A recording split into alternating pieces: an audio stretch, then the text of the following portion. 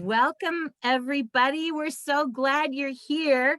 We're going to start some music rolling here in just a second.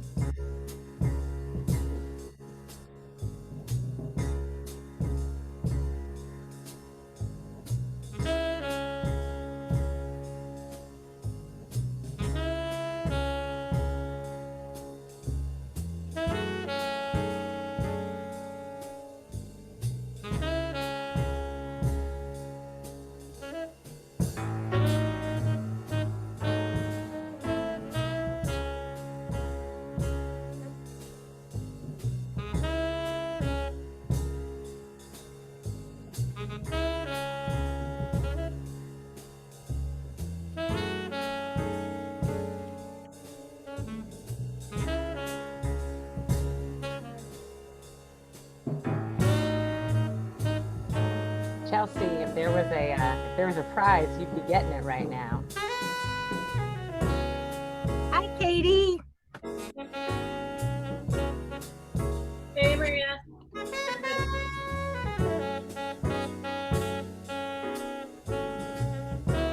Hi, welcome everyone. We're so glad you're here. I'm going to give folks a chance to come on in, find their way into the room, but we're really, really glad you're here with us tonight.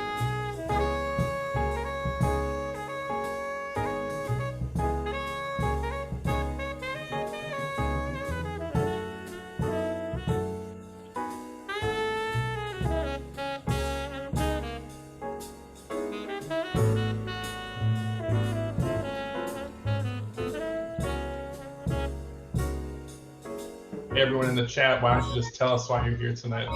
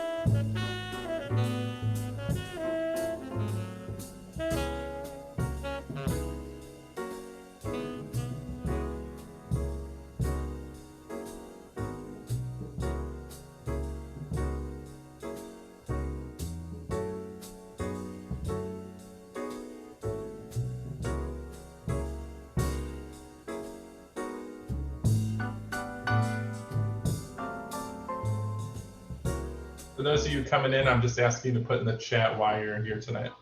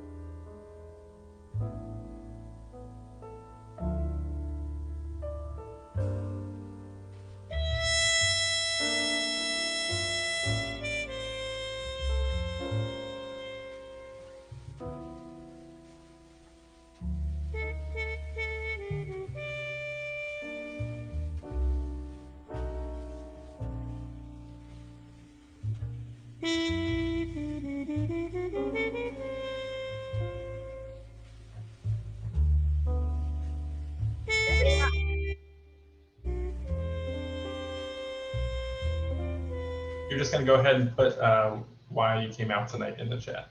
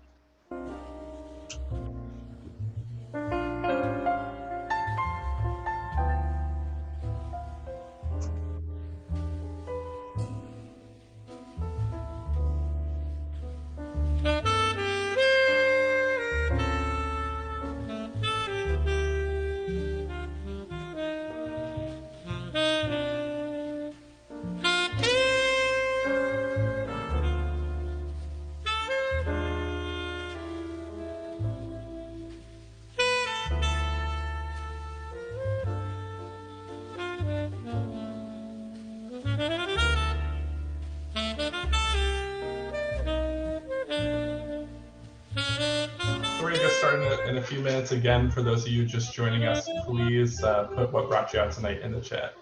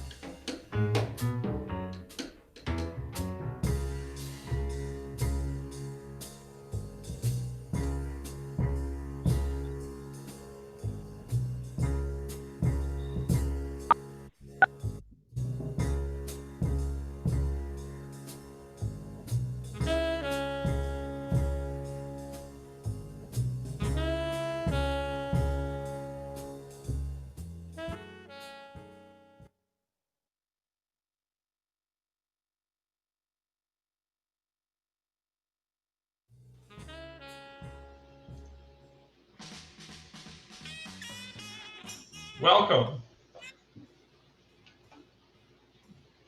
Good evening, everyone. Welcome to the second annual Eastside Housing Summit. That's right, we held the first summit last year, and now we're back for more. My name is Ben Werner. I'm the Housing Justice Program Director here at the Freedom Library. Here's how tonight is going to go. I've got to do some shout outs, then I'm going to give you a brief background. We're still hearing music, Ben. I'm playing over the music. I'm speaking over the music. Oh, okay. Yeah. So I'm going to give you a brief background on what we've been up to since last year. I'm going to tell you a bit about the library and do a land, and then I'm going to transition to having our partners at TPT say a few words about their project, what brought them here tonight. Then I'm going to pass it off to our wonderful facilitators for the evening, Maria and Signy. I do want to let you know at this point that we are recording the large group portion of tonight's event for archival purposes. So small group discussions will not be recorded in any way, but when we're back in the large group like this, we are recording it. Tonight's programming is brought to us with generous support from the AARP. So I want to give a shout out to all the elected and appointed officials in the room with us tonight. This is your community showing up. I want to give a shout out to our partners at Twin Cities Public Television who worked with us last year with their Under One Roof initiative and are here tonight as part of their ongoing Racism Unveiled project. I want to give a shout out to Cian Thomas of ABC Realty, keeping the real in real estate. I want to give a shout out to the members of the East Side Housing Justice Working Group who have helped us get here today. I want to give a shout out to Maria Asp and Signe Harity from the Million Artists Movement, who are going to be our facilitators for this evening. And I want to give a shout out to you, because we wouldn't be here tonight without your support. So even though we're not in the library tonight, I want to tell you a little bit about the Freedom Library and why the Freedom Library and all of us are involved with housing justice. So Peter Ratcliffe and Beth Cleary began the Freedom Library about 7 years ago with a dream of inspiring solidarity, advocating for justice, and working towards equity for all. And we got involved with these housing justice issues because we saw the economic and racial divides in our neighborhood and in the Twin Cities as it pertained to housing. So with our nonprofit and business partners, we developed a cross-sector approach to tackling housing issues on the East Side. So since our last meeting in November, we were disrupted by the pandemic, but we kicked off again at the end of August of this year, 2020, to get back to the work we started last year. I really appreciate all of you who were there throughout last year's programming. We're continuing it. So I've spent the last few months exploring strategies for tackling housing inequity on the East Side. We heard a lot of folks asking for action steps last year, and I'm working on them. Moving into 2021, we're going to be hosting regular meetings again as we construct what I'm calling the Equitable East Side Housing and Development Plan. So on that note, I want to pass the microphone over to TPT, and then I'll go over our agenda for the evening, and I'll hand it off to Maria and Signe. Hi there. Good evening, everybody. My name is Marlena Gonzalez. I am Community Impact Manager for Twin Cities PBS, and I'm very happy and honored to be in the great company of East Side Housing Justice, East Side Freedom Library, and the Million Artists Movement. I am also joined by a team from Twin Cities PBS. And if you have your cameras on, just do a little wave.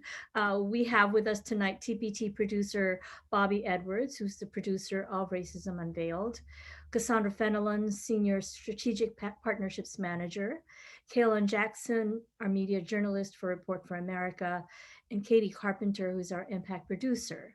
We are all team members, as Ben had mentioned. We're team members for Racism Unveiled. And Racism Unveiled is a digital initiative, storytelling, and listening project that aims to call out systemic racism and find allies to work towards defining and dismantling racism, whether it's through the lens of law and justice, through health, through education, and today through housing. We are here to listen. We're here to learn how we can all work together towards equity as the deep roots of systemic racism hold us back, how we can collectively be the change. So thank you for your radical candor tonight and sharing your realities tonight. And I'd like to hand it over back to my colleagues here, Ben and company. Thank you so much, Marlena. So here's how tonight is gonna go. We're gonna have some introductions from Maria and Signe. We're gonna have a land acknowledgement.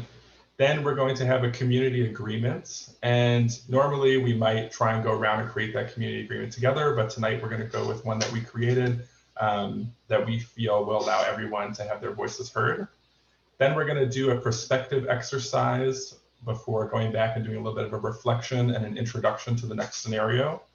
We're gonna break out into groups as we do a housing scenario. There's gonna be a list of questions and kind of things to consider when we're examining the scenario. Then we're gonna do a share back. And finally, we're gonna have a reflection, and we're gonna identify and share some common values, again, back in those small groups. So with that, I'm gonna pass it off to Maria and Signe. Thank you very much. Peace and welcome. I'm so glad to be here with you. My name is Signe. I use she, her, hers pronouns, and I'm a member of the Million Artist Movement, and I'm here tonight with Maria Asp, who will also, she's waving right now. She'll introduce herself a little bit more coming up really soon. I wanted to do just a little bit of housekeeping too, for those folks who are not used to seeing a screen and a bunch of people. I just wanted to share with you that at the top of your window, if you are on a computer, there is a view button. And if you click on that view, you may have the opportunity underneath it, that's something that says side by side.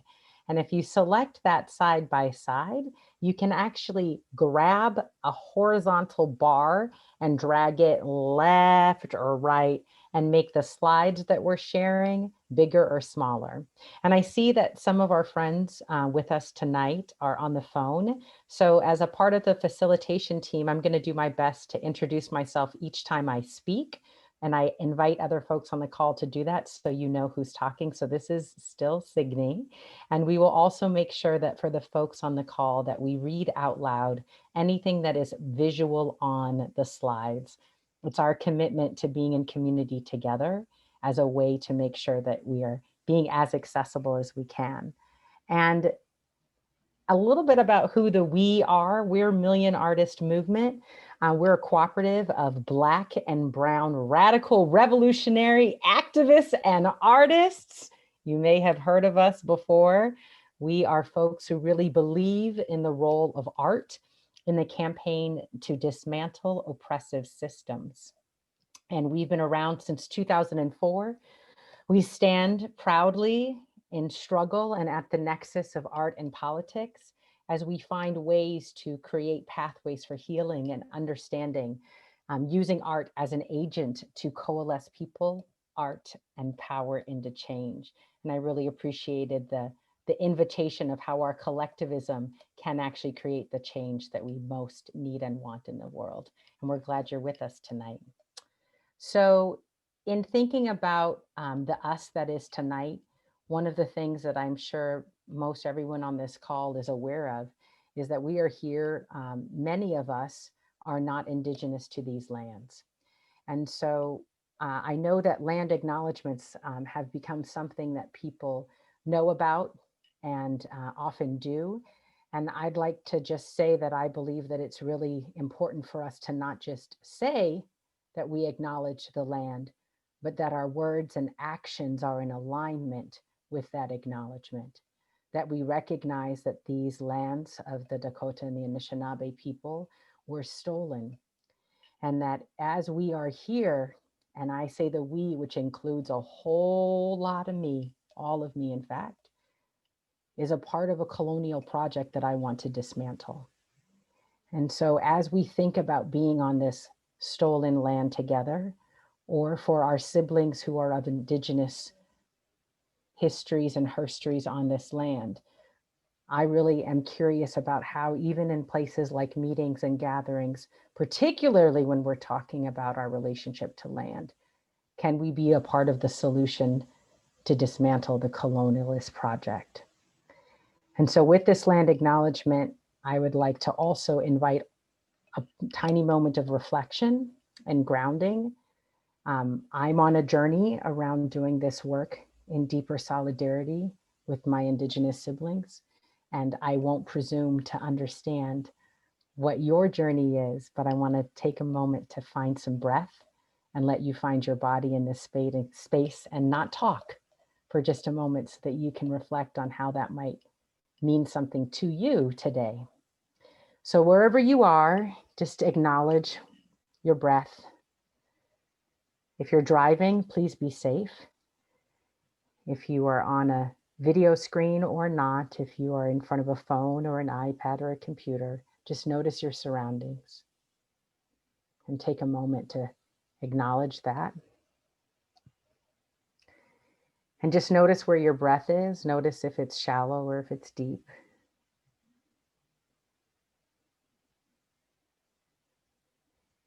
And maybe, just maybe, this is an opportunity for you to take the biggest breath you've had today.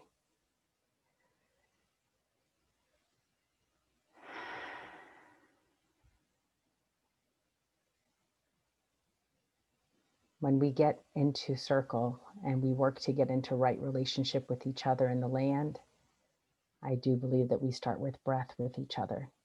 And even though this technology isn't perfect, we can still breathe together. So thank you for breathing with me. I'm going to be quiet and give you a chance to reflect before Maria takes us into the agreements.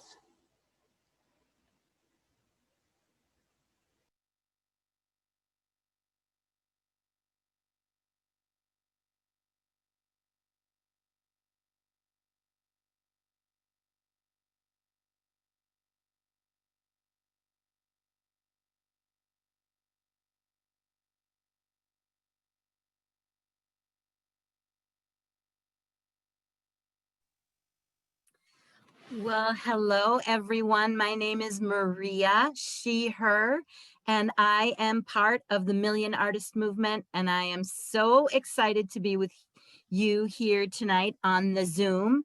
And you may notice that your name is changing.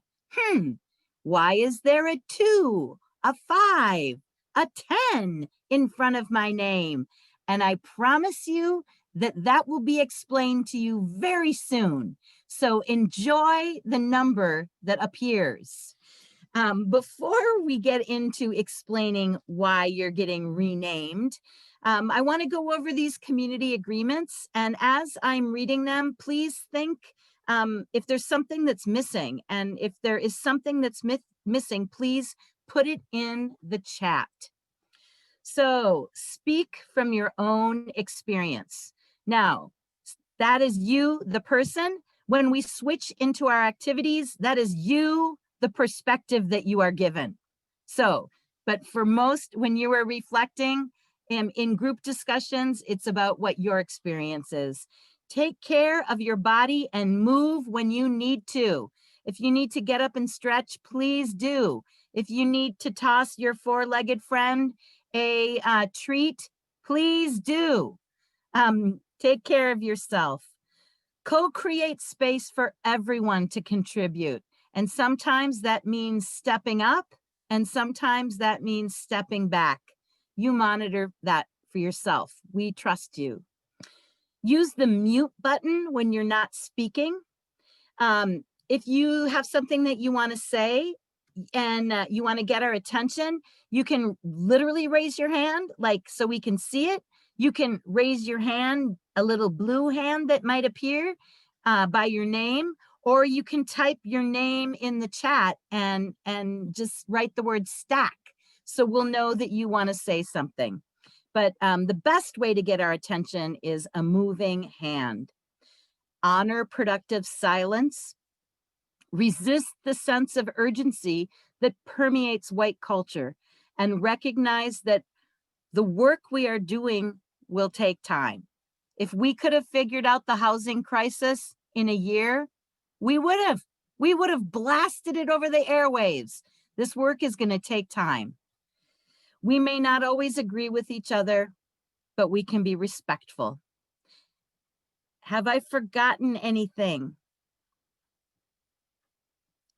If you can think of something, Signe, I see a stack.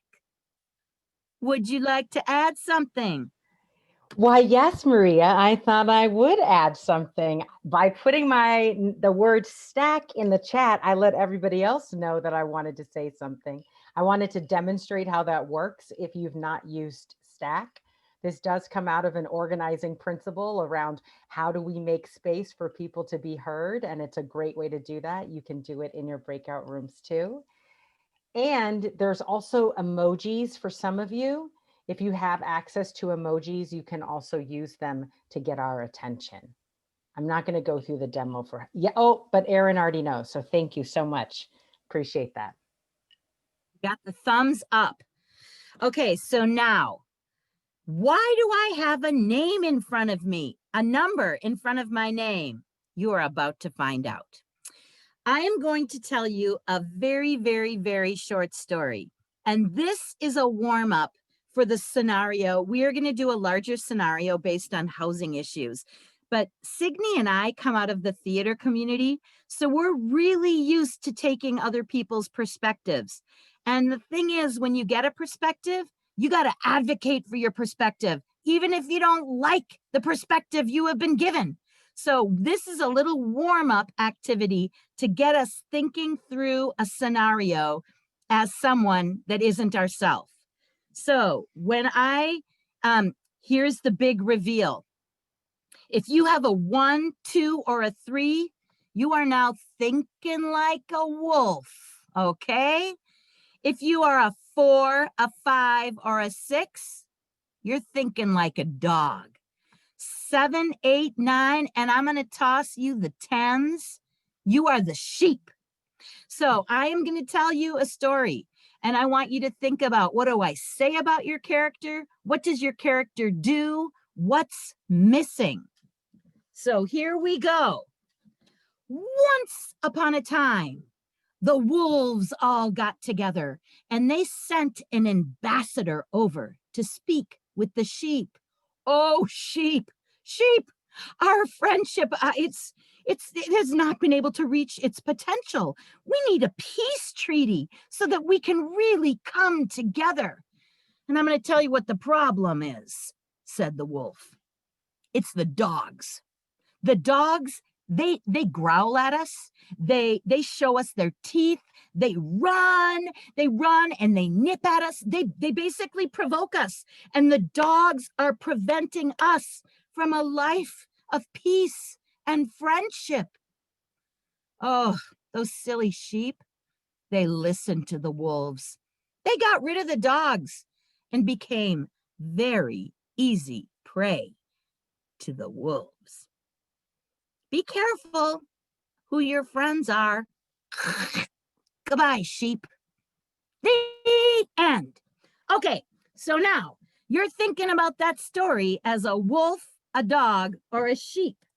I want you to think like, now, as a dog, I'm going to toss you a couple questions, okay? As a dog, what did you think about it? As a sheep, what's up with that? Anything bug you?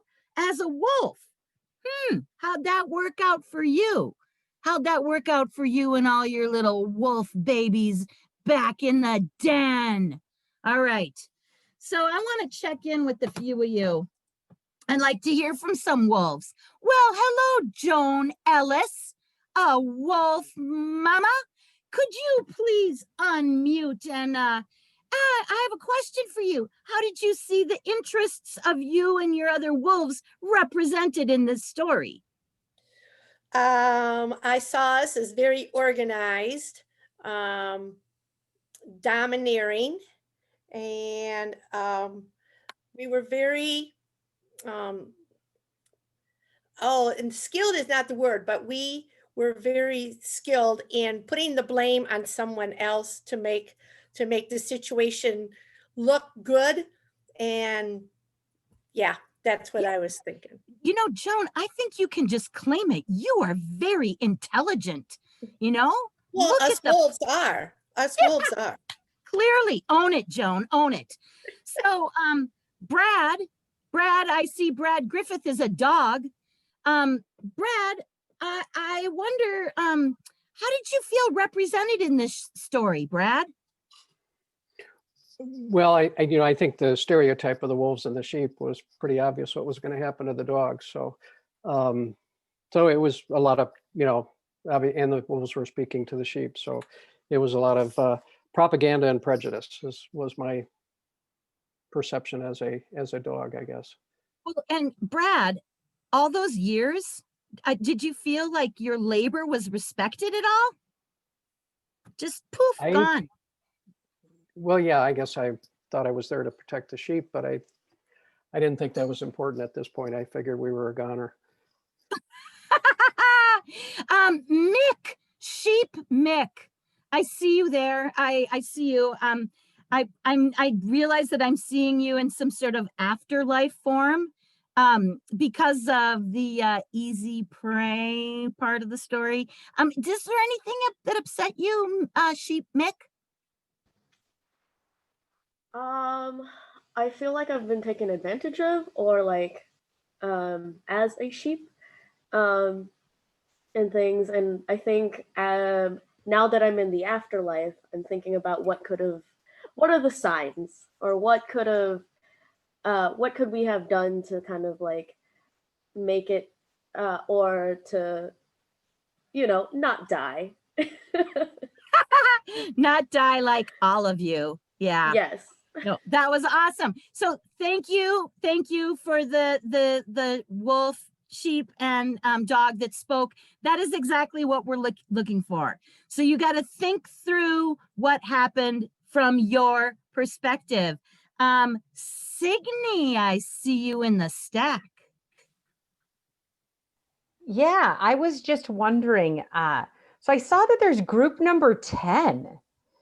Group number 10, what were you in this story? Anyone? I threw him in with the sheep, but Ashley, I see that you're a 10.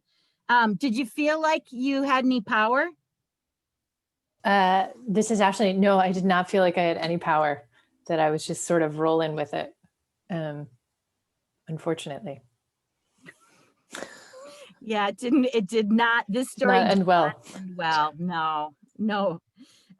So these are some of the questions that we're asking. Did your group get to make any of the rules? It sounds like we heard from our wolf, Aaron. Pat.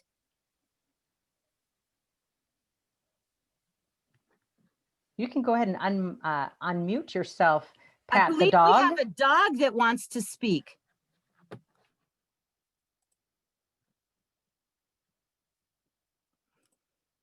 Oh, Pat, we see that you are unmuted, but we can't hear you, and we are going to wait for it. I think, Pat, with your headphones, if you go down to the bottom of your screen, do you see the stop and start mute? I know that you were unmuted, but I think there's a setting inside of your sound settings so that your computer knows to bring your headphones into the Zoom room.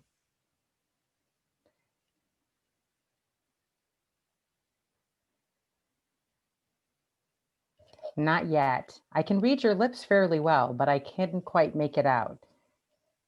Do you want to try? I can help you with the sound. There's a little caret next to the microphone button. And if you click on that caret, some settings will come up. And under microphone, there's a select a microphone. And there should be one there that's connected to your headset. How about that one? That's we the got one. you. We got you, Pat. What we'd love speak. to hear your perspective. As a dog, I didn't say anything. Yeah, I know. There was like everything was missing. Yes. Yeah.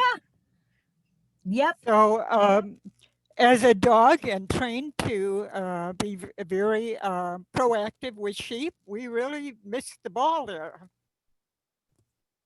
Yeah.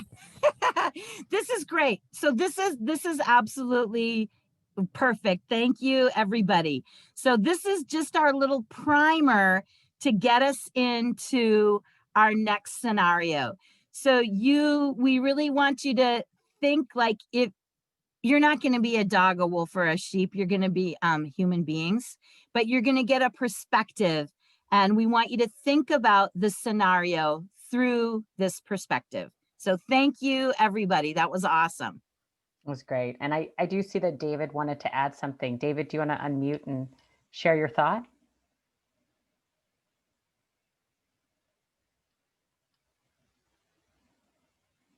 Oh, we'd love to hear from another sheep, David.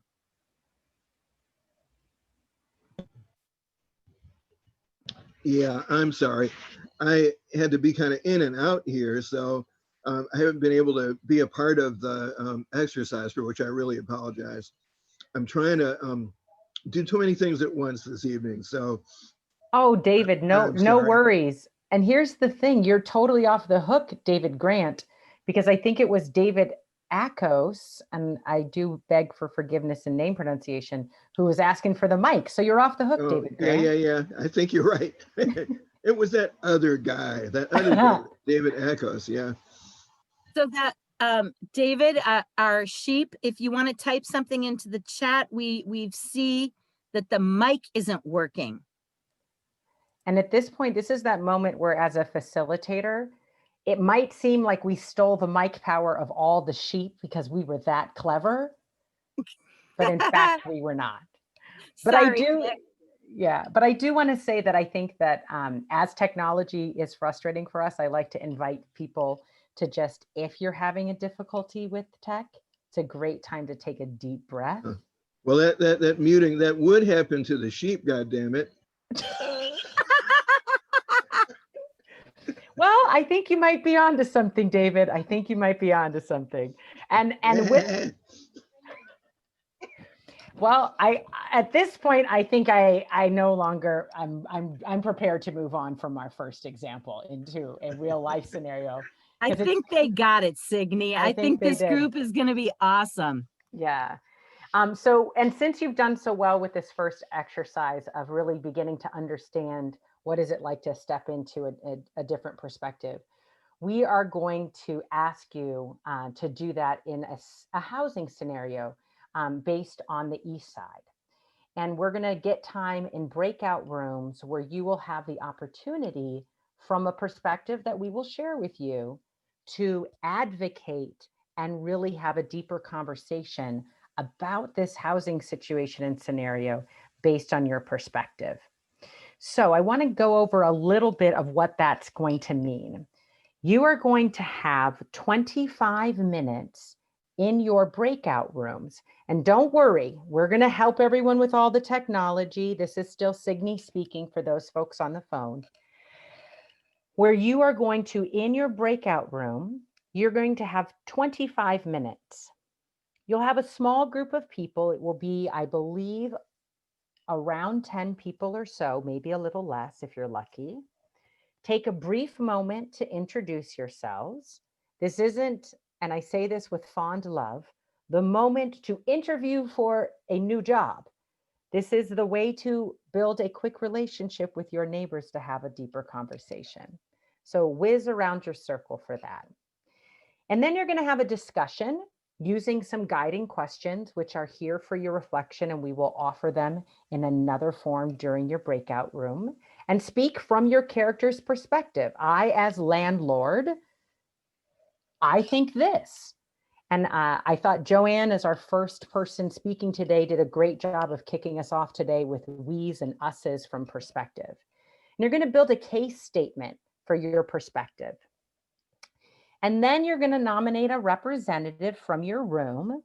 And that representative, when we come back to the large group, is going to share back with us what you discussed in your breakout room.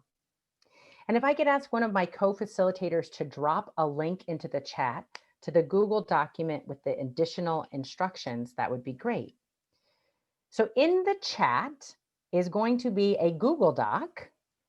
And when you click on that link, this is what you will see. It's going to bring up a document. Don't worry that it's not very legible right here because you're going to have the real Google Doc in a moment. And it's going to have all the instructions that I'm going to share with you again in a moment. I'm going to read them aloud for you.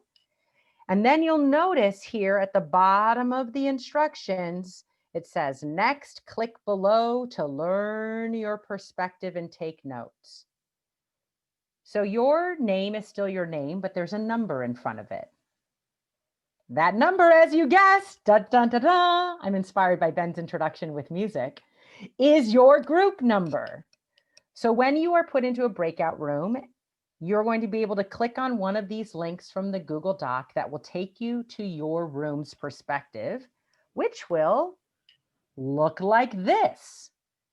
And this page will come up with your group's perspective. For those folks who can see the screen right now, I've shown a slide that says landlord group 1. I've shown my hand. Group 1, you will indeed be the landlords in this situation. And that will give you important information about your perspective.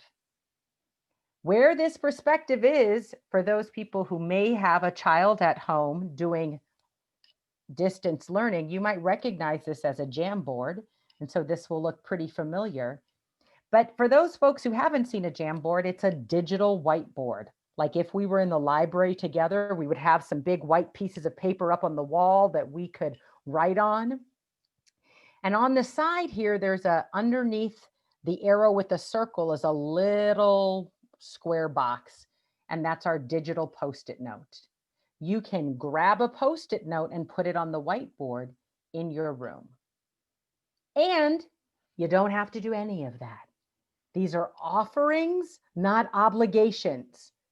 But the goal is that at least one person in your breakout room, we hope, will be able to click on this document so that they can read aloud the perspective that they will be working from in their group. One more reminder. If you are in your breakout room and you are lost, there's an ask for help button. And if you press it, you will actually get help. That's the beautiful thing about community tonight. We will come and help. So press that ask for help button and we will come. So I'm just going to go ahead and read the instructions that if you've already clicked on the link, you will have read these maybe yourself already, but I want to make sure that our friends on the phone know exactly what we're talking about. So in your breakout room, you will be assigned a perspective. As a group, introduce yourself individually and then read over your perspective. And from that perspective, have a discussion. You will have 25 minutes total for this exercise. So we recommend the first 15 minutes for discussion. We're providing some questions as starters if you need them. But I heard some of the perspectives coming up very strong in our example. So you might not need a lot of these questions, but they're here to guide your conversation. And when you've got 10 minutes left in your 25 minutes, we'll send you a reminder that you should pick your representative and start having a conversation about how you can craft a case statement that will present back to the large group. Now, this case statement doesn't just have to be, we believe and think this. We did say we are the Million Artist Movement, friends. You guessed it, you get to be creative. No pressure, just an invitation. The legend of the rent is way hardcore. You might write a song. We recommend blues songs, but it could also be another type of song. It could be a poem, a proposal, a mandate, a call to action. If your jam is writing policy, maybe it's a policy draft. That is not my jam, but if it's yours, maybe you could invite that into your room. So you'll have 10 more minutes in your group. This is a part of your 25 to craft your case statement. Before I go on to read the scenario, do you have any major questions about the frame of this exercise before I read the scenario that you're going to be working from? You can drop it in the chat.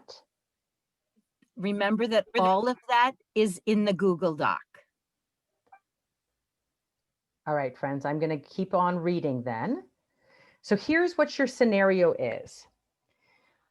On a residential block on the east side, we meet some residents.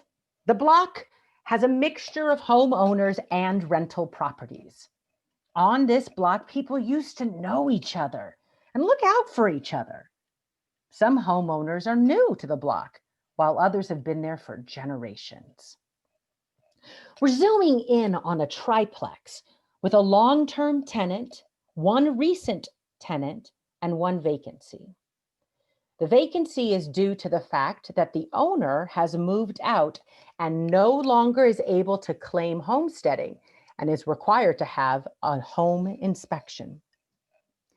The long-term resident and tenant in this building has made several maintenance requests that to date have not been addressed. The newest tenant moved in March 2020. That's an important detail. And the landlord is raising the rent.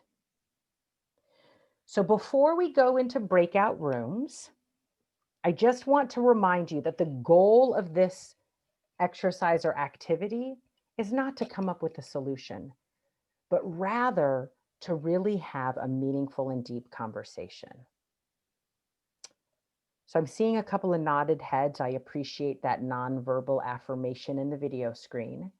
Are there any questions? Yeah, Maria? If you have just recently joined and don't have a number, stay here with us and we'll get you numbered and get you into a breakout room, okay?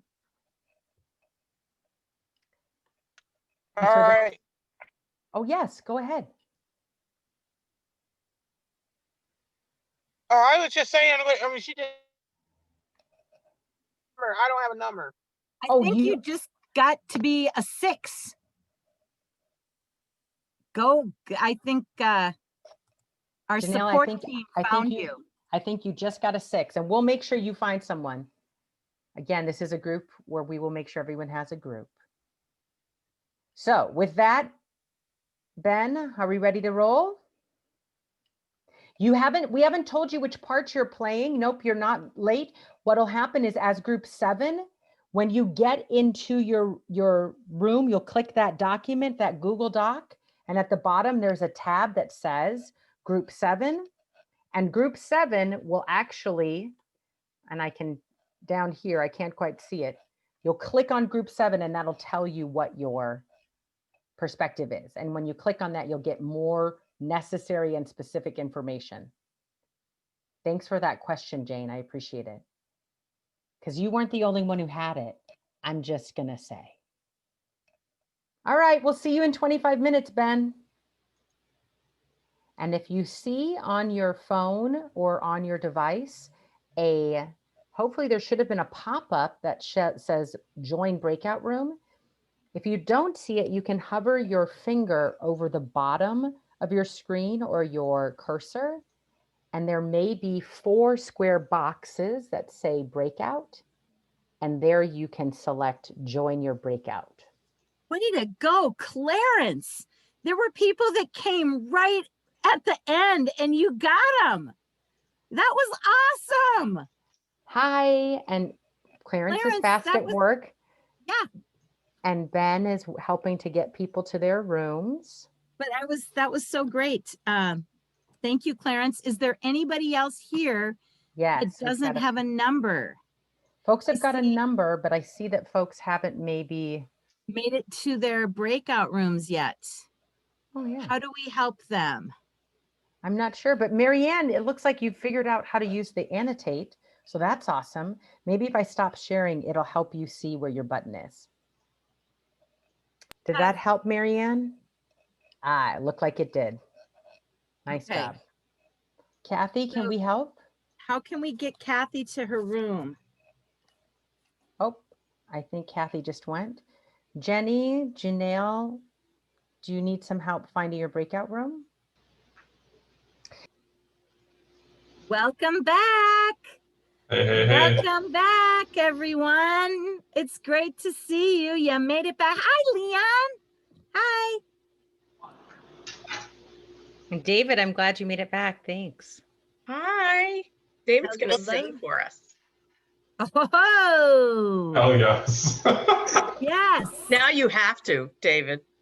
Wow. Yeah, I wrote notes and then realized that I can really roughly get them to fit with the tune of Mao Tzur. So since it's the first night of Hanukkah, you know, we're going for it. Amazing.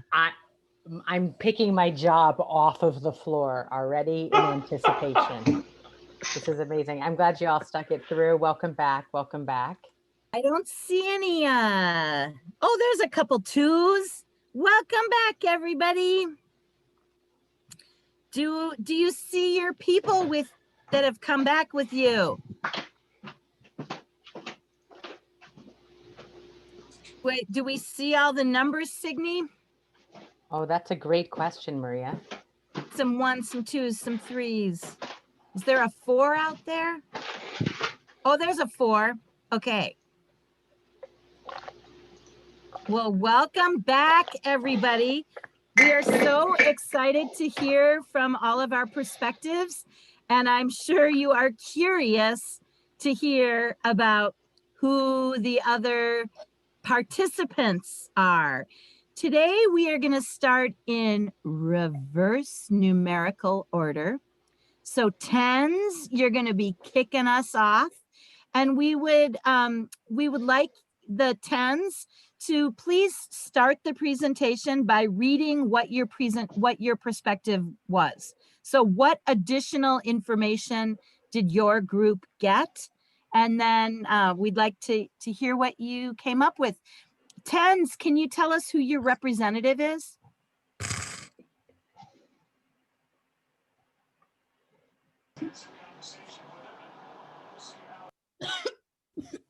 Tens? Marianne was our representative. Marianne, lovely. Hi, how are you? Good. So I don't know about you talked about the notes. I don't see the notes somehow. So I'm just gonna speak about what I had shared with the group, if that's okay. Sure. So go ahead. Well, I'm just saying, Signe, do you want to read the little blip of what the perspective was, if just so the other people know what they got? And then Marianne will toss it back.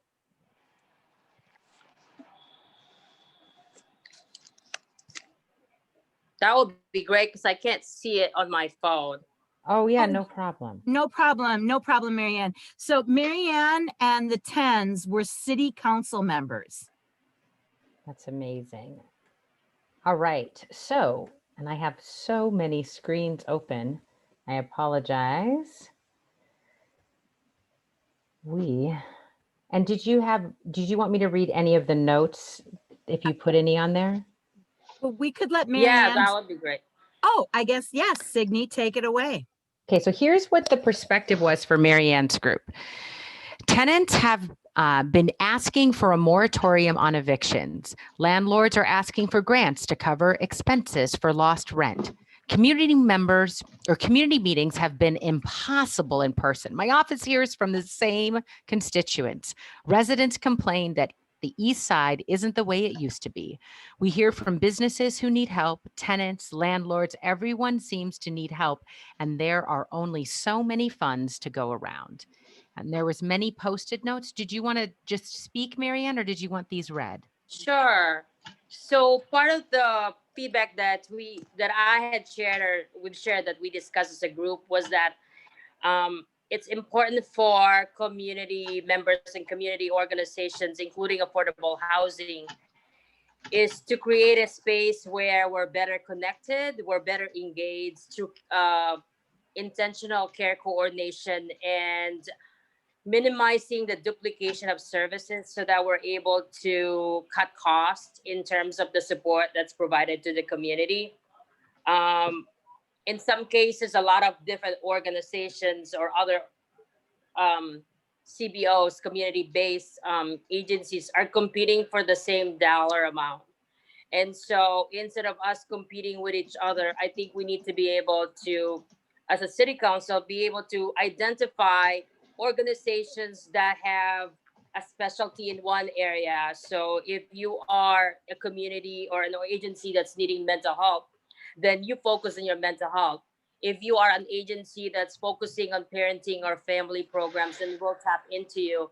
If you are someone or an organization that can provide job training programs, then we'll utilize your resources. So we all come to the table and kind of work together as a whole, kind of this one-stop model of service in order for us to really work together collectively as a community, and so that we're not competing, and there's more services that are available, and there are more intentional support that's being done in order to preserve affordable housing, maintain housing stability for some of our vulnerable adults, vulnerable families in need of support, and really focus on coalition building.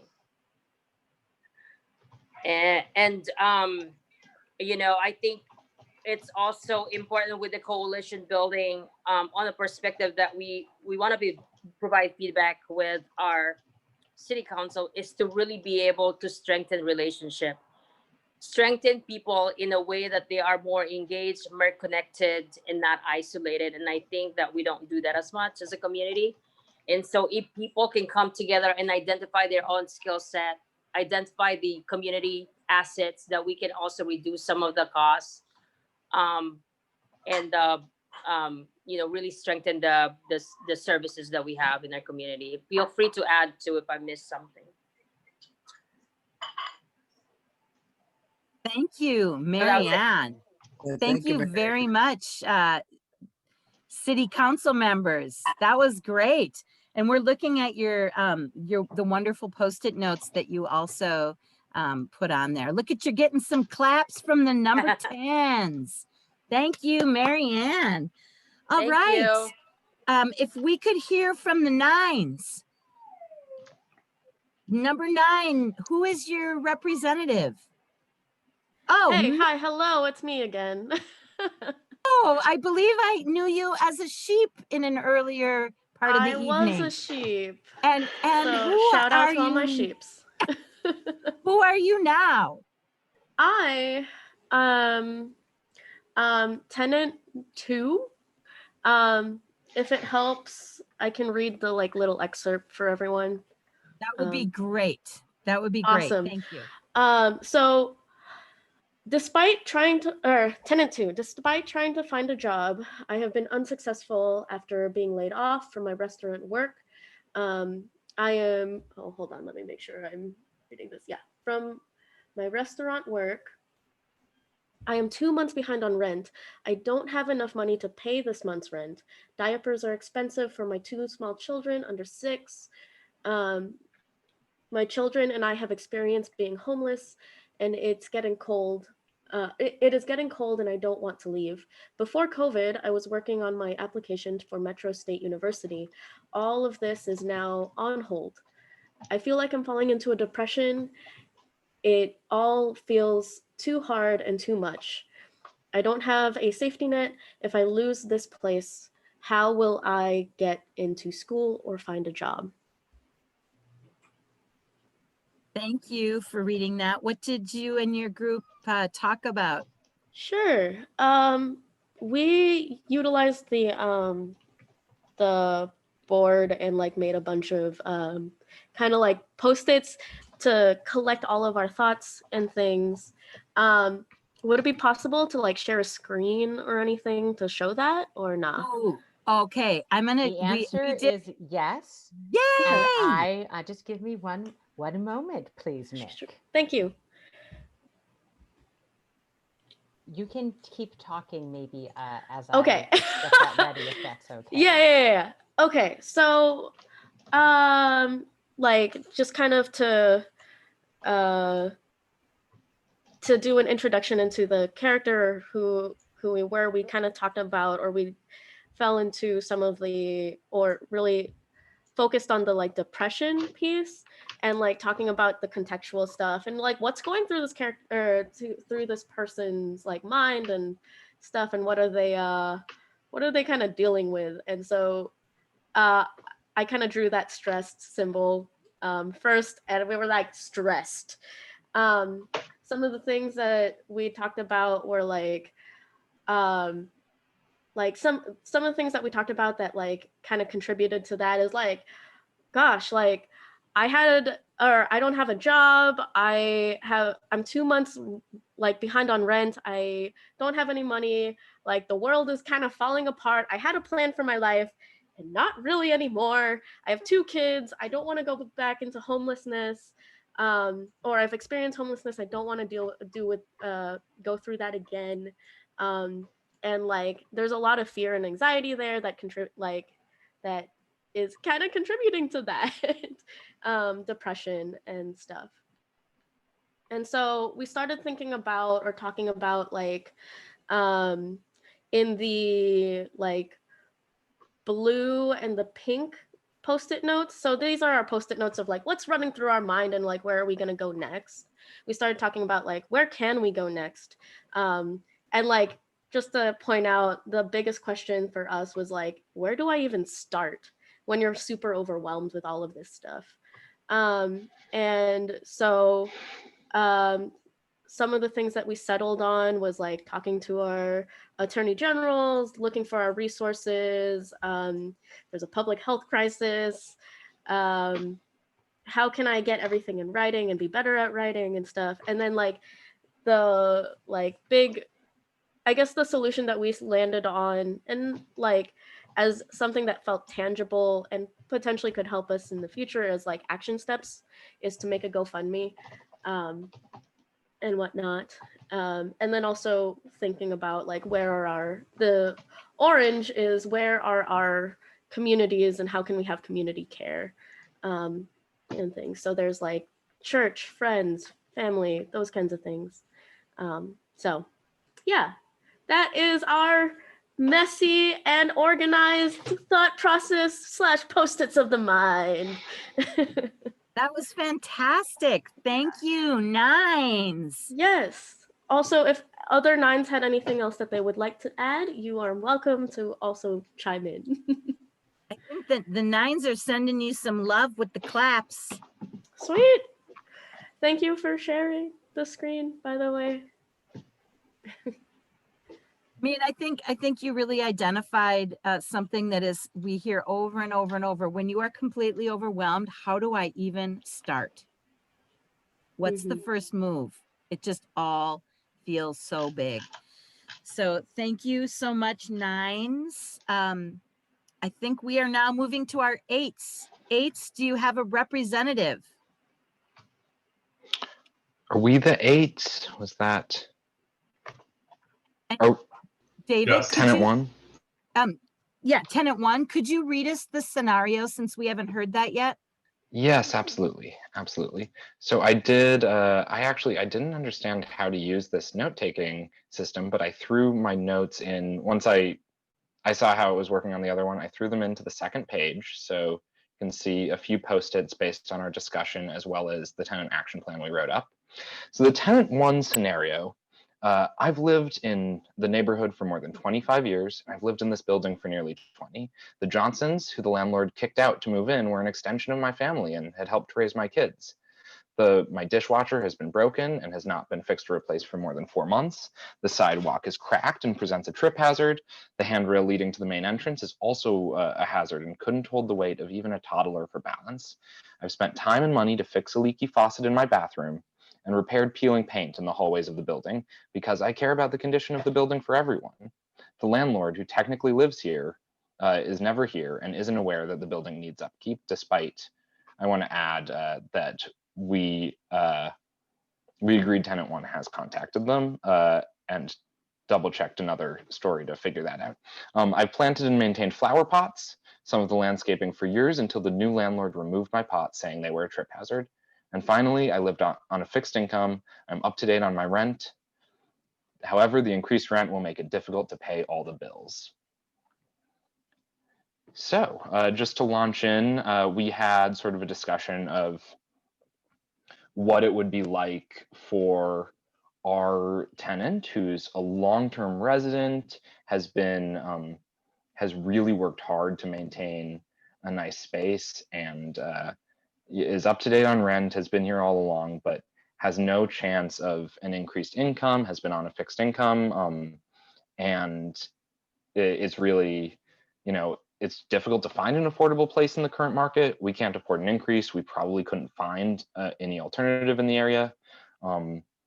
And so we started saying, okay, what's our next steps? Our action plan, really our first idea was to seek legal help, figure out what our rights are in this situation.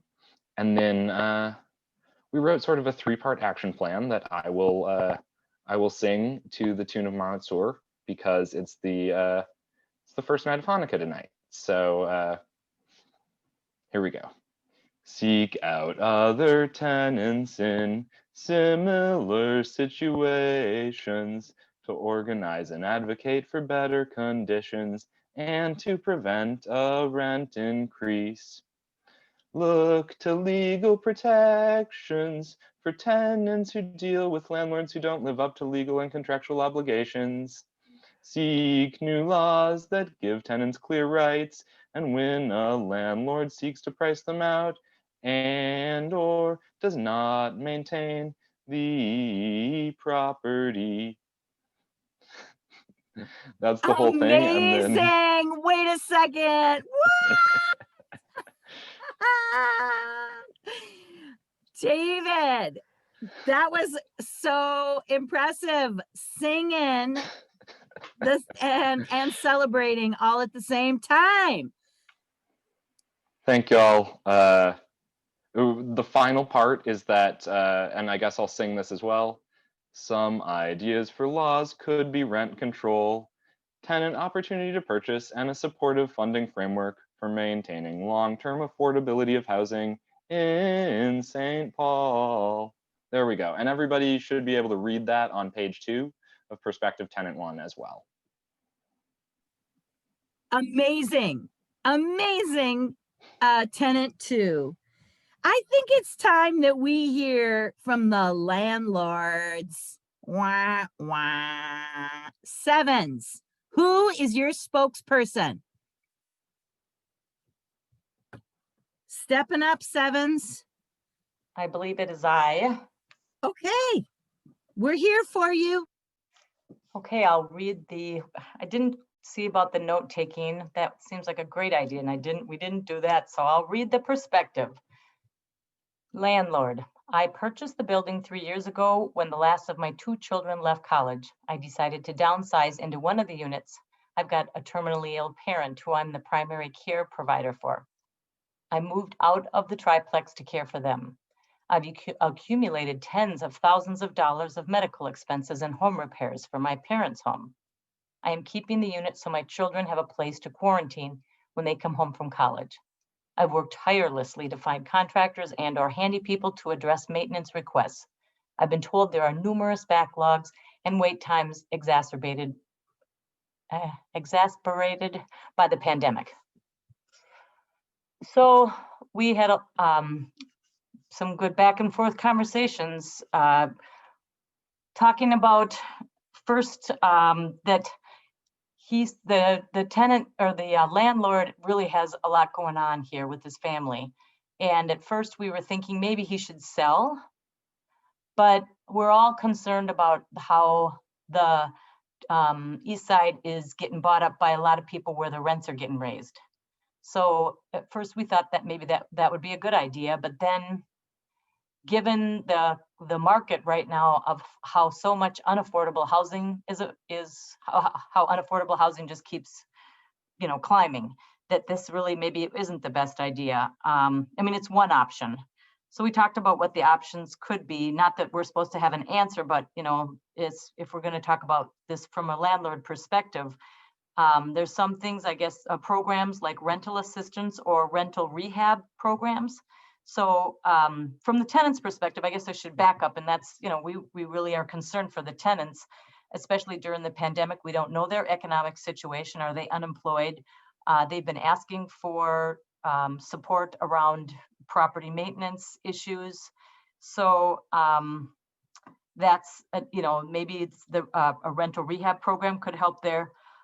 Ultimately, we do think that we should separate the landlord's problems with his family from his ownership of the building. I mean, we understand he wants his kids to quarantine, but his kids could come home and, like someone said, there's a doctor who's been quarantining in their attic. The kids could come home and quarantine at their grandparents' house somewhere for days. Also, he's been able to fix his parents' home. So if he's able to find people to fix his parents' home, I mean, that is his priority, is his parents. Okay, we understand that, but then don't be a landlord if you are seeing that that's also a priority. If you're going to provide housing for people, you can find people to fix your parents' house, but not your rental property. So we talked about some of the possibilities would be to sell it, but also we said he could gift it to his kids. He could gift it to one of his tenants. Maybe there's some kind of write-off for that. The tenants could be calling the tenant, we didn't talk about this, but the tenants union, like the previous speaker spoke about. And we think that, and then someone could be a caretaker in the building. That would probably be, couldn't there be someone in the building who could possibly help with, some of the building repairs as a caretaker in the property. So what else? Sevens?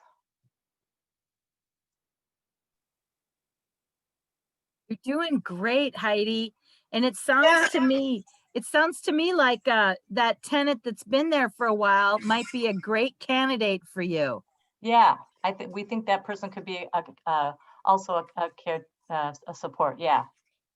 One thought, Heidi, I think that came up was that if he cares about his tenants, just kind of get them together and talk about, here's the situation.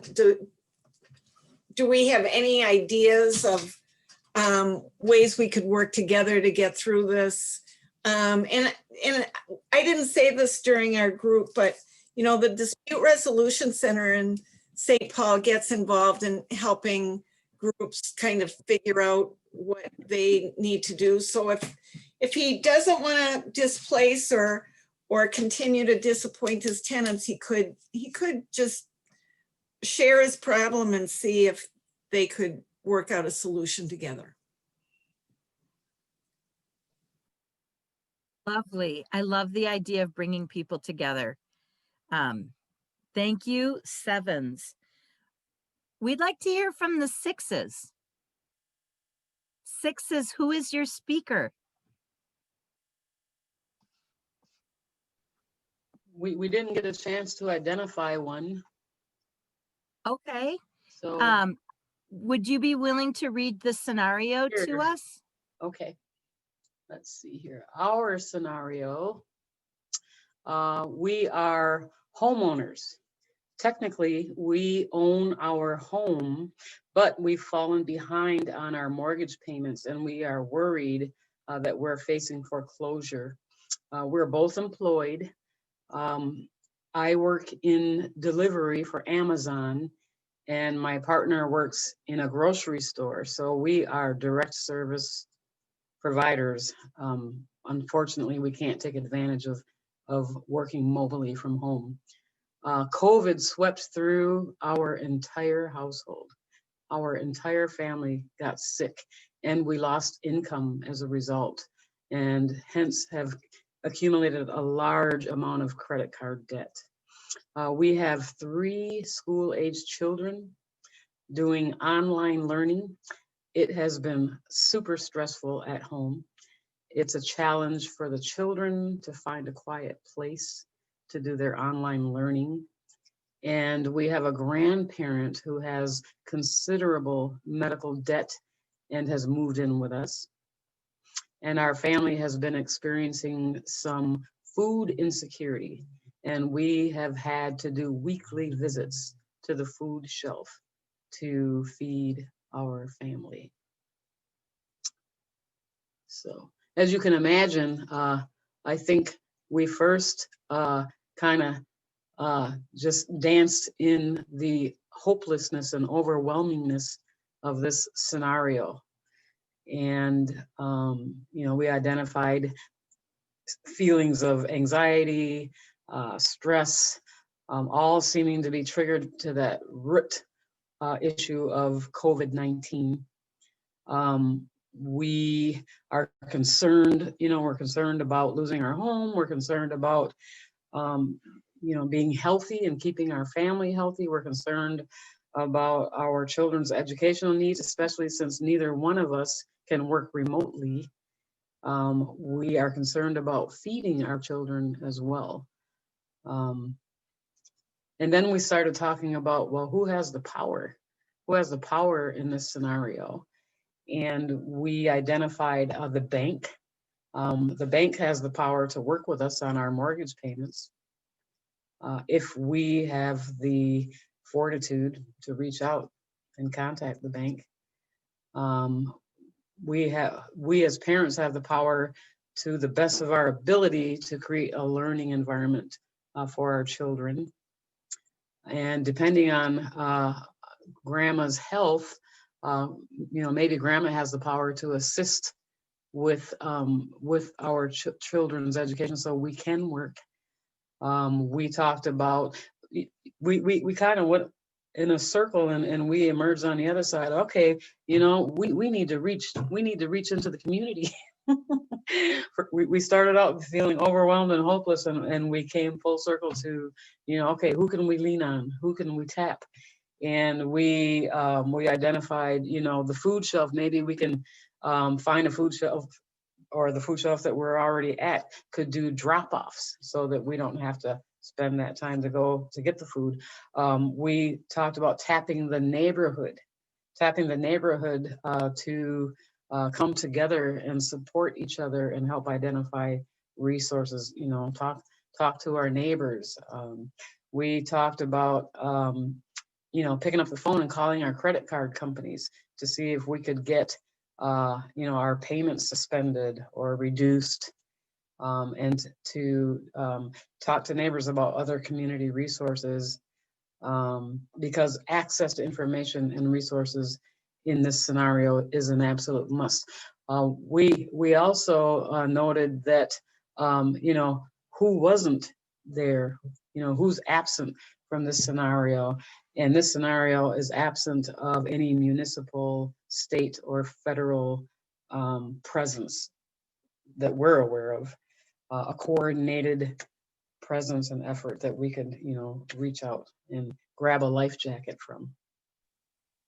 So beautiful. And it sounds to me like there might be some tenants in that triplex on your block that are ready to talk. Yeah, maybe we can, you know, work out something for babysitting or checking in on our sick grandma.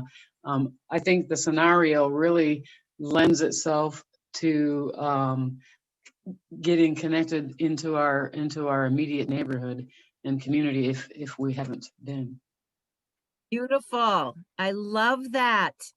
Thank you so much. Number 6. Our last scenario before we go into some repeats is number 5. Do we have a thank you again? That was fantastic. 6. Do we have a speaker from the 5s? Yep, that's me. Awesome. Can you, since this is our last perspective, can you start by reading it for us? I didn't, because I had internet connections, I don't know the perspective in front of me, so I'm gonna have to do it off memory. But I do remember it's about a sorry, I can't talk today. Homeowner who's been owning a home for 30 years, and I'm too young to know anything about that because I'm only 26.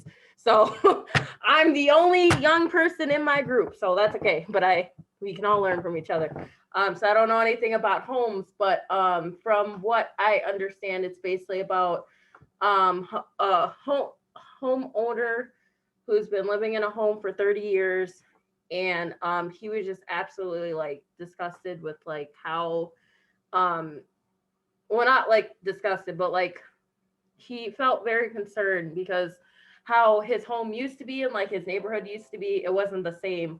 Like, for example, there was like trash all over the ground. Before that, it was always clean when he first started living there. And then he just started seeing like trash everywhere. And from there, I can't remember what else happened, but us group basically came up with like, I remember when, and I went first because like I said, I'm too young to know anything. So, but when I was a kid, I do remember like being on the east side of St. Paul. I grew up in St. Paul. And I remember when we all used to like hang out with each other, and actually like get to know the neighbors. Like we knew all our neighbors.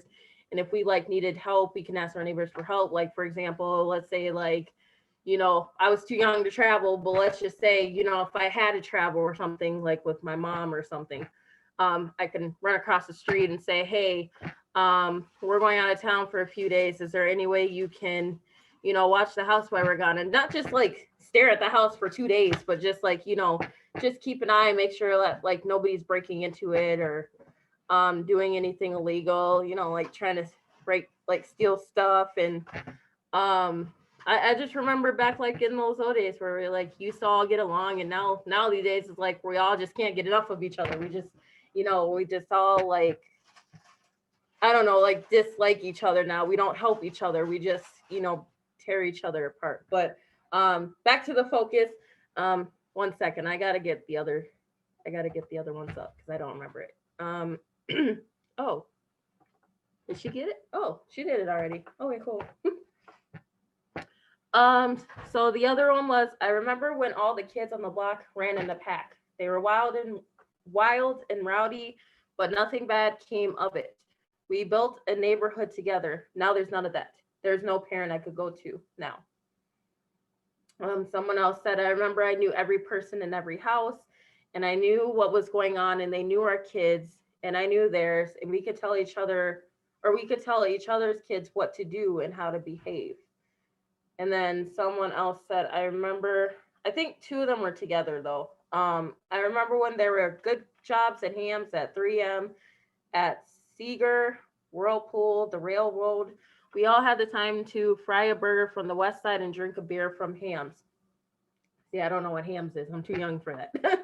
And I remember when the council member was a cop and his kids ran with my kids. And if we needed something, we can give his wife a call. Now the council member is a young woman. So, basically just like, things have changed now that we're getting into like the 2000 years. We're almost in 2021. And the things that that you guys had back then, we don't have that now because everything's been upgrading and improving and like technology wise and stuff like that. So like all the houses we know back then probably aren't even there anymore that we've been around. So like, for example, St. Paul changed a lot. I don't remember most of the things St. Paul changed. But yeah, just stuff like that. Now all we see is like apartments rising up and raising rent, and now it's like a lot of us can't afford it. That's basically what we talked about.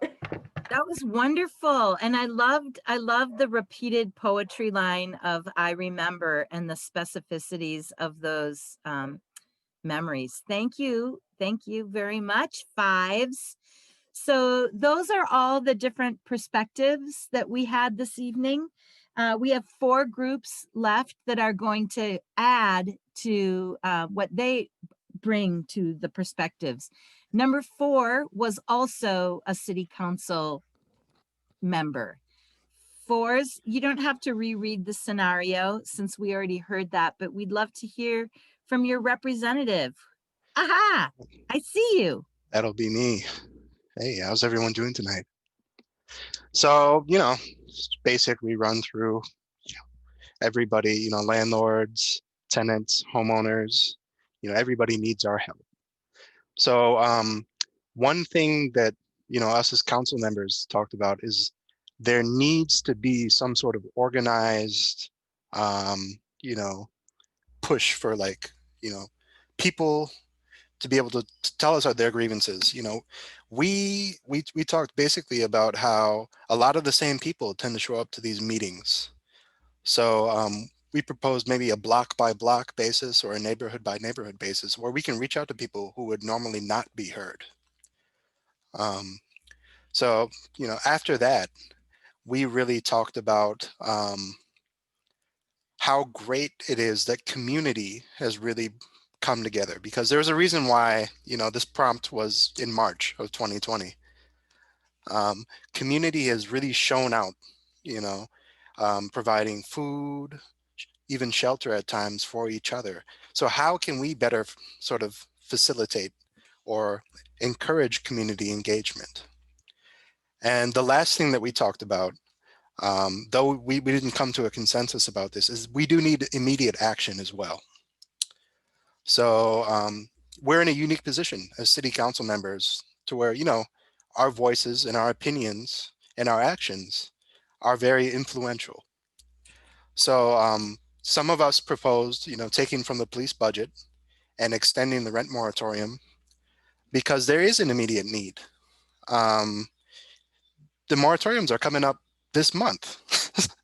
So we do need some action. And unfortunately, we didn't have the time to speak about this, but I would like to add that, eviction is not just, all right, you got to get up and go. it's a very taxing process. You know, if you have an eviction on your record, it can be near impossible to get housing. So, you know, we can't evict everybody.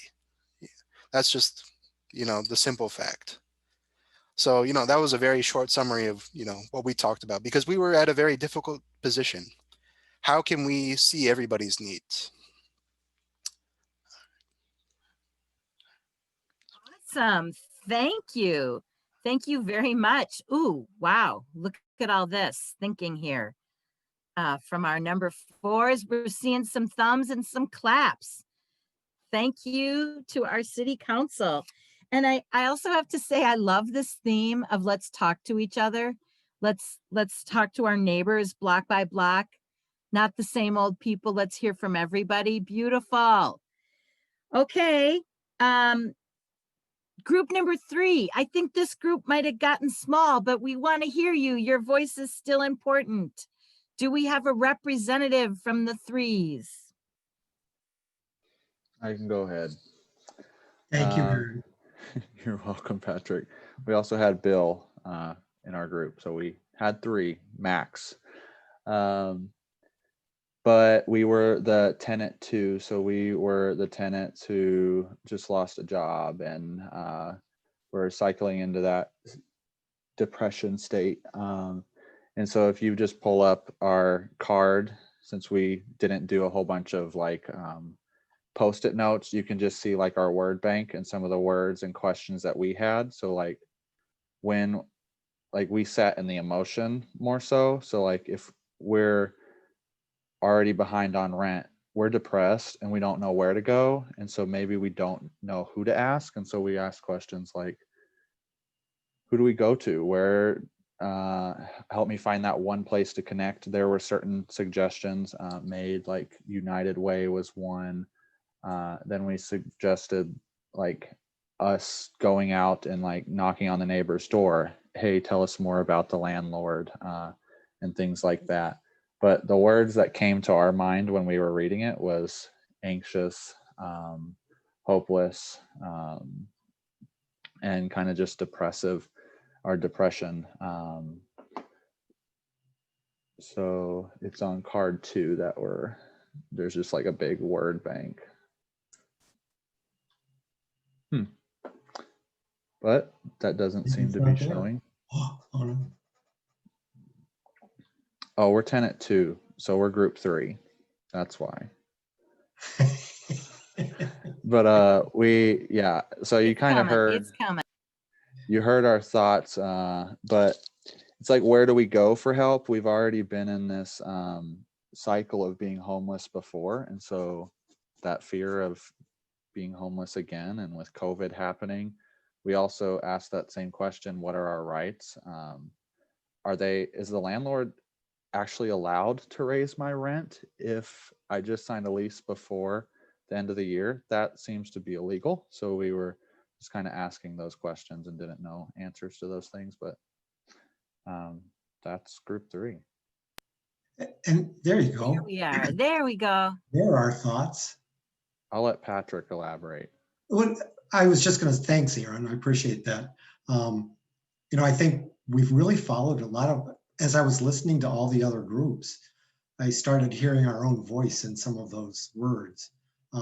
Community to me really came out because, you know, we talked about, if you look at our group and look at who tenant 2 was, we had to really push ourselves to get into that mindset, that person.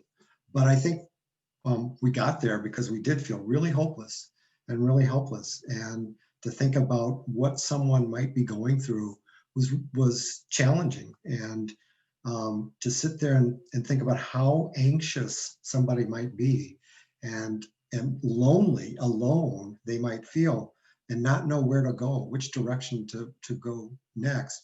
We thought about reaching out not just to the neighbors, but just community, and to reach out to the other tenant who'd been there, who has experience, and also to, like I said, just really try to connect with people and to think about, where was I? If I was homeless once before, how did I get out of that situation, and step back and really reanalyze and rethink what do I do next?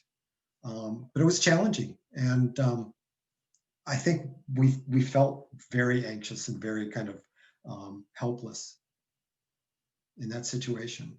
So we didn't come up with the solution necessarily, but we certainly had the feelings of people that might be in that position. And I do think that listening to everybody else and talking about community resonated with where we were headed. Sounds like you really were centered on the empathy Yeah. and getting into the emotional state, which is a really important and beautiful thing. Yeah. So thank you, group 3. You're a magic number. All right, group 2. Group 2. This is our tenant that it's been living in the building for 20 years. Yes, I'm the representative from Group 2, and I thought the best way to explain all of what we have done, we had fairly robust conversation, and then I jotted down notes afterwards. So I thought the best way to present that was to mime it. Humor. Anyhow, saying what I'd really like to say is we consider ourselves the anchor tenant. We've seen this property go through all of its incarnations over the last 25 years and seen vast changes. And we intend to reach out to the new tenant, and depending on the hypersensitivity over COVID, we're just going to slide a note under the door and then allow them, not engage in a direct contact that way, but put our cell phone number on there so that we can communicate. And hopefully they do have a cell phone, or they may then just communicate with us via another note. And we will attempt to learn about the other tenant through that sliding the letter on their door. And also we would refer them to various government and community support systems as we learned their scenario. Specifically, on the east side, we have a great thing called the neighborhood house. That's something that we could work with for rental assistance and the like. But they also provide food, and they provide diapers. They provide things of that order. So that could be resolved. And we'll express our concern to the landlord of the children of the landlord coming to the open unit due to the COVID. We intend to be present when the inspector comes and express the issues that we feel need fixing. And where possible, we will do work to improve our unit and retain receipts and ask for the landlord to take those costs off of the rent. And we also will seek a lease to create more stability. But the main point is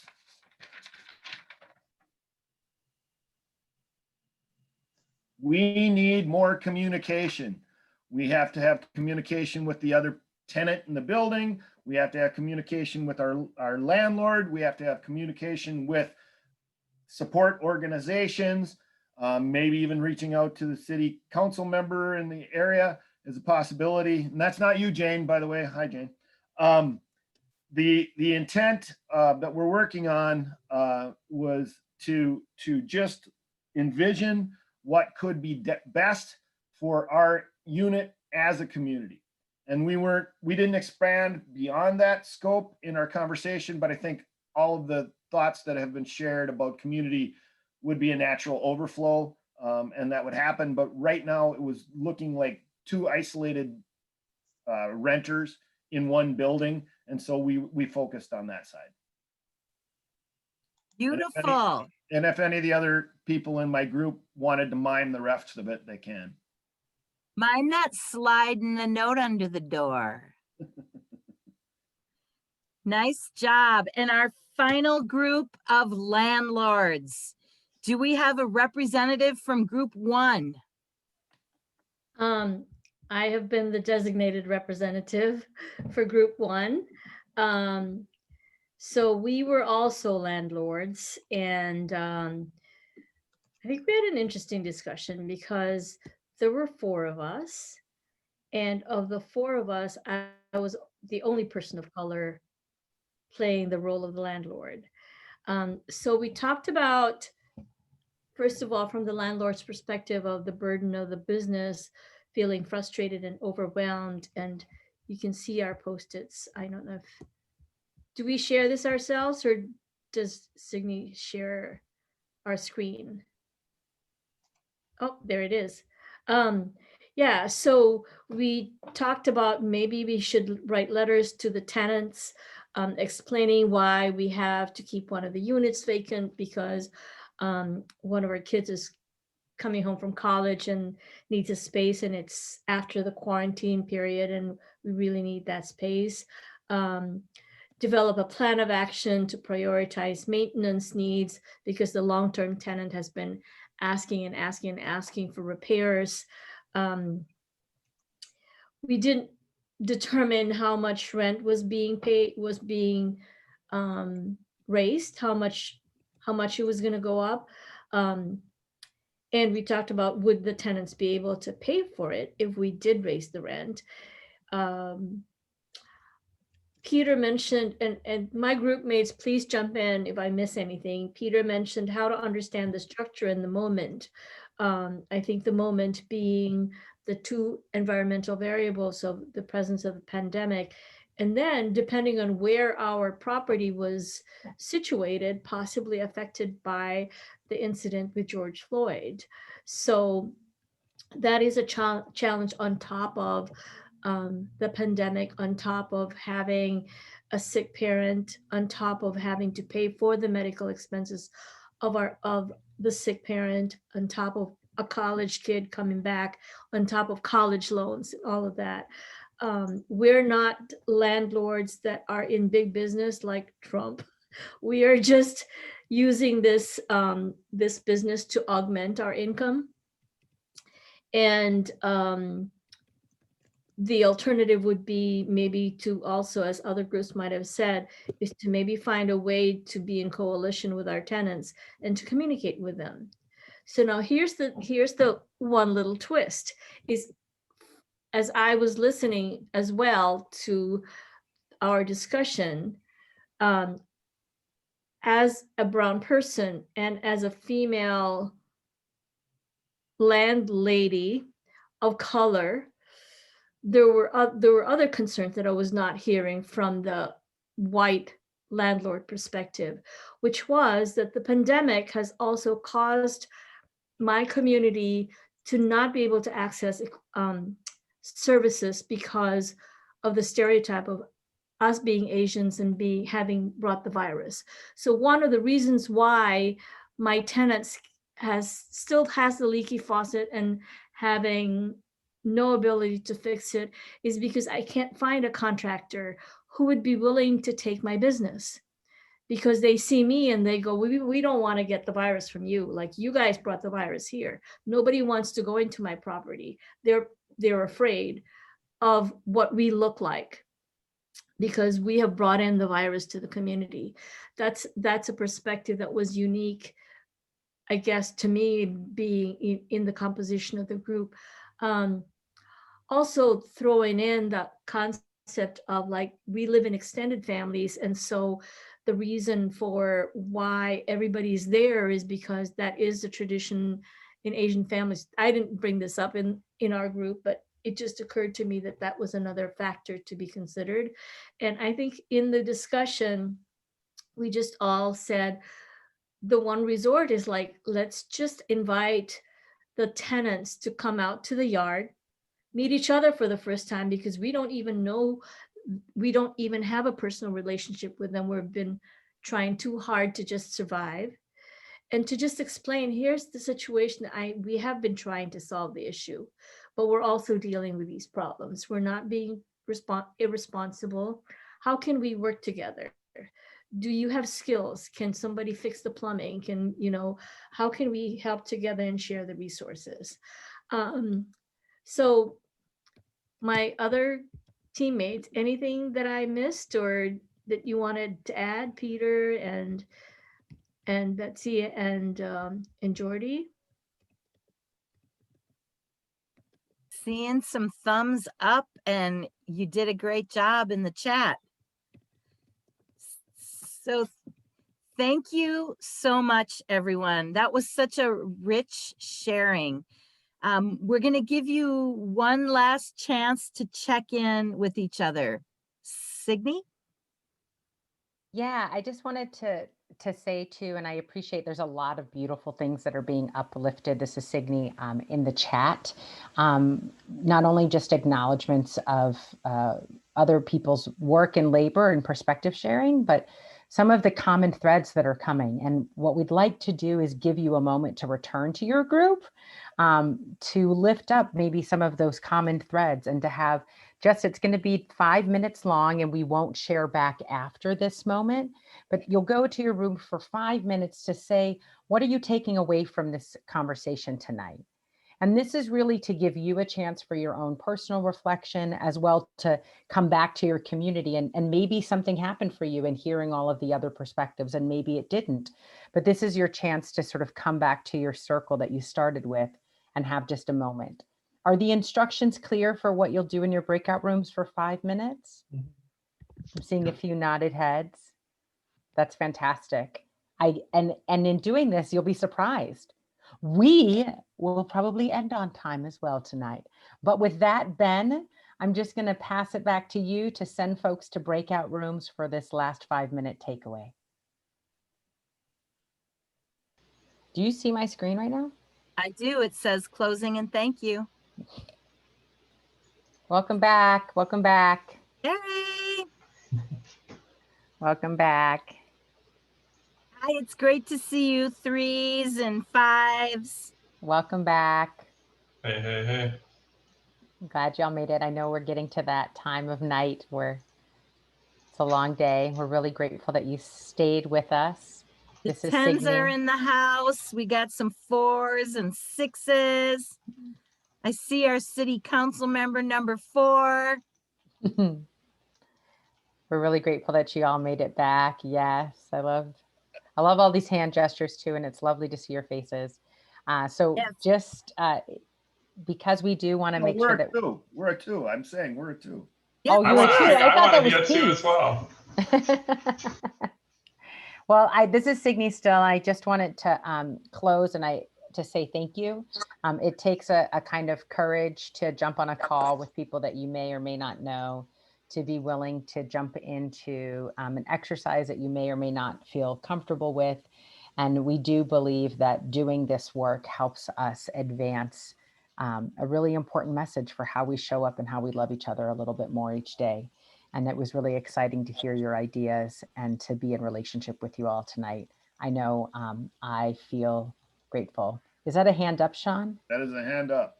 Yes. What's up, Sean? We did not do any documentation out of our group, and I'm not sure if, other than the recording, if their information will be communicated. What do you suggest? Do you want me to? I don't know if I'm going to have the opportunity to type it in really quickly or not. I mean, if you feel compelled, this is actually a question that came up in the chat, and Maria and I were going to say thank you and toss it to Ben to lead that. But I'll say if you felt inclined and had the capacity, Sean, to drop some of your group's notes on that Jamboard, I think that would be awesome. I certainly don't have that expectation of you personally, but if you had it, I think it'd be cool. I wrote them down so I could do it very easily.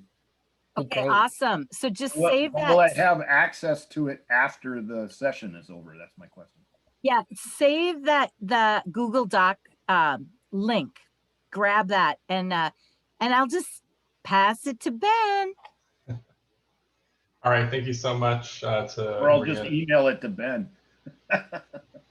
Yeah, thank you so much, Maria and Signe. I think this was really like the best we could come up with given the circumstances as a way for us to build some of this connection. You might have been expecting some more specifics during this summit, but we felt it was really important to get back to our shared values around this and ground ourselves in community. So in the future, we will hold those events that are more specifically about items like homelessness, renters' rights, and building more equity through home ownership. But this was to try and get us back together after we've been disrupted. In regards to the Jamboards, I think, I have a list of everybody who signed up and registered, but I don't have a specific list of who was here tonight for the Jamboard exercise. So I think what might be a good idea is if you want to email me, I will send you those sticky note posters, like PDFs. So it's just ben@eastsidefreedomlibrary.org. I had a few things that I wanted to bring up before John Slade wants to make an announcement. One, we're working on building a community advisory committee to inform the work that we do here around housing justice at the East Side. So if you're interested in learning more about that or having a conversation about it, please put your name in the chat and I'll save it for later. Number two, legislators are going into session this upcoming January. So call them because housing is crucial and it's really important. So call your reps. As David alluded to earlier, tonight's the first night of Hanukkah. So happy Hanukkah, everyone. And thank you so much for joining us tonight. And with that, I'll let John share his brief news before we end. Thank you very much. Alexis Kramer first made me aware of this, and I do not currently have participant screen sharing. The governor has put down an eviction moratorium, or that you can share now. Thank you. And the city has said that they will only evict in areas of health and safety. Tonight, a notice was posted at the Kellogg Mall Park, which has been the site of a homeless encampment, saying that Monday, December 21st is when that site must be cleared.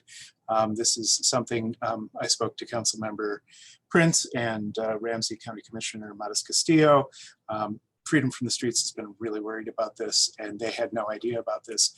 There is a number on here, the City of St. Paul, it's the general number, 651-266-8989. The city's homelessness response has been coordinated by Deputy Mayor Jamie Tincher and the Department of Safety and Inspections, and the head of that is Ricardo Cervantes. So I would urge folks, contact those folks and say, yeah, it's not exactly the safest or the most sanitary place, but it's where people have ended up, and it's where we should probably not move them out. I see Councilmember Prince has something. And I would just like to add, John sent me this information during the meeting, and I reached out to Deputy Mayor Tincher, and maybe Trista can speak to this as well. The work that is being done this week and next is trying to work directly with each of the individuals to find a solution for them that involves a variety of indoor shelter options. So I just want to make that clear. The December 21st date seems to be the date by which they hope to have that happen, but there is ongoing contact with each of the individuals who are in that area in encampments right now to get them into shelter housing. And the city has been identifying a number of shelter options, including the Harriet Island Pavilion. There's a women's shelter that's being opened at Luther Seminary in a dormitory up there.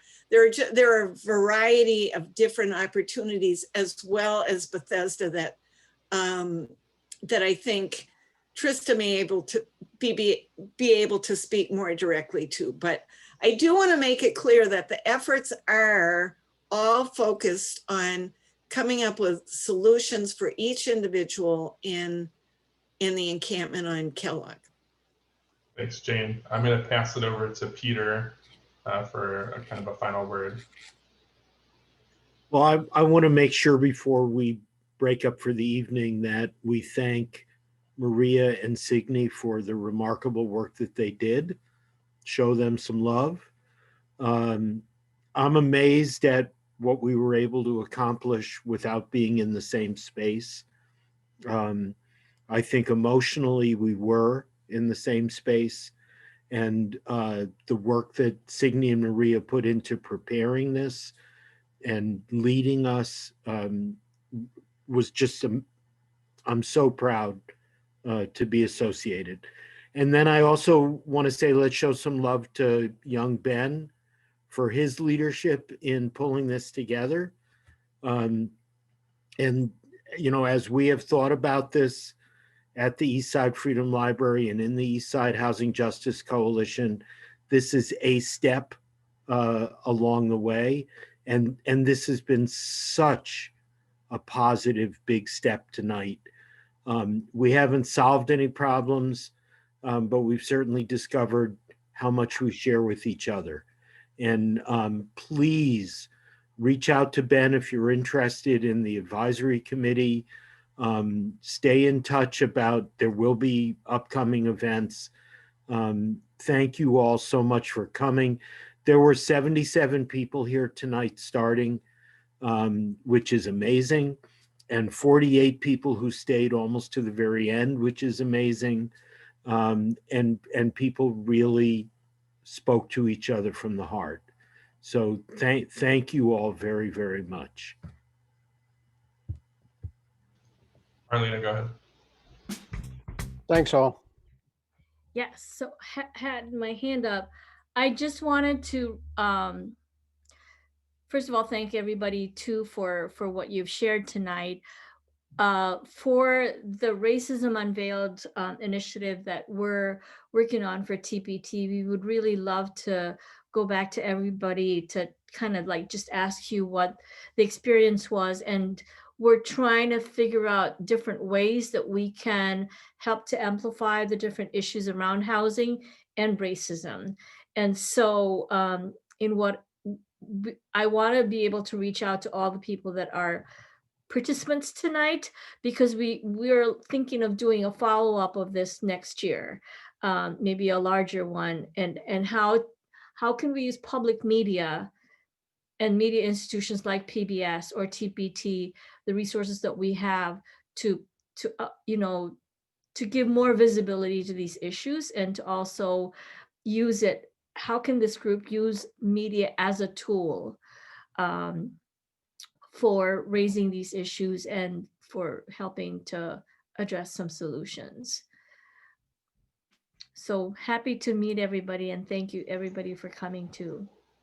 Thank you, Marlena. I'm truly honored that all of you came tonight. So thank you very much for being here. All right.